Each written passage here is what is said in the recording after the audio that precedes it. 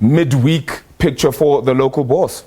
I think by all means, and I think it's what's happening globally, and after we've seen last night, with the US markets reaching almost the new highs, and the question that, and it's just unfortunate, we continue to be at the mercy of the comments coming off from the true economic powerhouses, The other president says something, the other representatives say something, and I think for now what we've seen is the second call that has been made. Apparently there was another call that was made yesterday morning. Yeah. So as a result, people are hopeful that phase one deal will be happening this year. Remember at some point last week, people were starting to think that it might not even happen this year. Yeah. So just so unfortunate, and unfortunately markets are still failing to bake all this into the asset prices. Yeah. Hence we react the way we are reacting. You never know how to trade then, because it's an important enough data piece that you can't let it go. But at the same time, you just think to yourself, oh, it keeps on dragging on, right? So one day it's on, one day it's off. Donald Trump has a mood swing. China gets a little bit angry. US decides to back Hong Kong.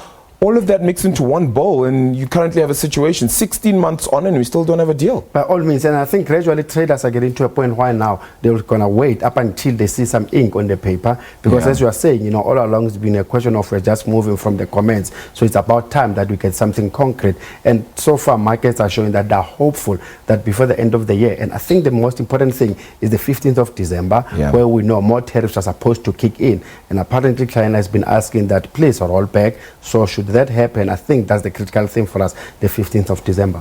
Okay, so after about 12 years, 150 billion rand odd that has been wasted, that's excluding interest costs, and almost crippling South Africa to its knees. Medupi finally set to near completion. We still have one more unit remaining.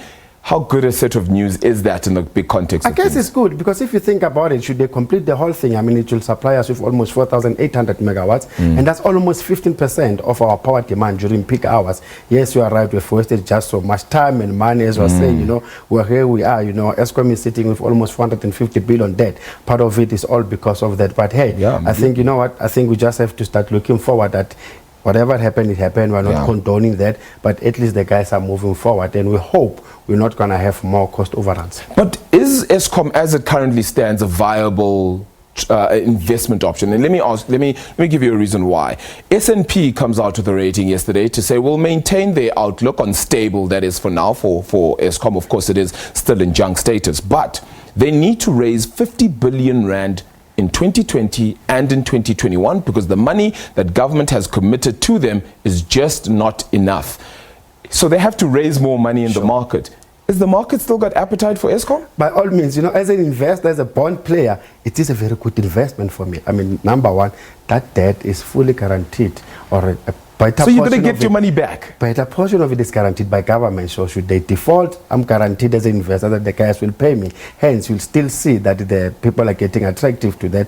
And given that generally out there, the bond yields are almost flat or negative. So yes, from a trader's point of view, it is still a good investment. The question is, will Eskom have the sufficient money to be able to deliver the necessary power that the economy is looking for? Then that's a different question. But from investor point of view, by all means, I'm buying those bonds with my eyes closed, because government is guaranteeing and government won't allow it to fail. Okay, interesting enough. Are you buying Woolworths with your eyes closed? I mean, they put out a trading statement today. Sure, I am, because if you check, especially the food part of things, sales increased by almost 8%. And it's very interesting to see that, especially the food part of things, Woolworths is continuing to gain market share. And as we're talking now, I mean, Woolworths has been up compared to the other guys. And yes, we've seen the likes of David Jones is continuing to drag them down. I think their sales were down almost 2.2%. But now we understand it's all because of that refurbishment of the store down there. And remember, that's an entity that they bought, I think, in 2014 for almost 21.5 billion. As we're talking, by the end of June, it was valued at almost 9 billion.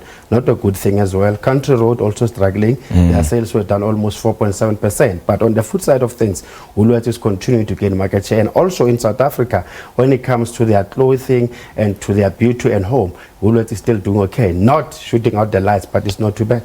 I suppose you kind of can keep it. Look, we had an index that we like to call, it was the Chuckles index, which is really a packet of Chuckles at Woolworths would cost around 40 odd bucks or so. And then the share price of Woolworths was also 40 rand plus minus. Which would you rather have, a packet of Chuckles or the Woolworths share price? prices. Share price, because they're paying me dividends. I think it's got a dividend yield of over 3%. So you take that dividend yield. I'll go for the share price. Okay, well, that's good to hear from that front. Very quickly then, Nampak as well, coming out with the final set of earnings that Andre de Ruyter will be looking after. He's not doing interviews. The CFO is going to be doing interviews. Of course, a bit of fear that he may have to talk about Eskom, which he probably doesn't know too much about and is still being briefed on.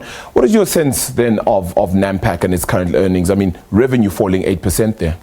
Not doing well at all. You know, if you check their headline earnings per share, I mean, they're down almost 69%. I mean, they've got a loss of almost 1.5 billion. But the beauty is, the guys, they've got huge debt. You know, they're trying to reduce that debt by selling non-core and unprofitable assets. But my problem is, we only start looking at those things when we're not making money. I think that should be the basics of any business. Something which is not non-core, something which is not unprofitable, regardless of the margins being squeezed or so, you should be selling that. So I think from that guaranteed to raise plus minus 3.3 billion, and they should be able to settle some of that debt, because their gearing moved from 37 to almost 68%. That is just too high. And I think, unfortunately, as we're talking now, I mean, even the market consensus is that they sell the stock, and for the period of 5 years or so, I think that share price is down almost 84%. But they did a very good thing when it comes to reducing their costs, because I think they managed to save almost plus minus 412 million, you know, when it comes to cost reduction.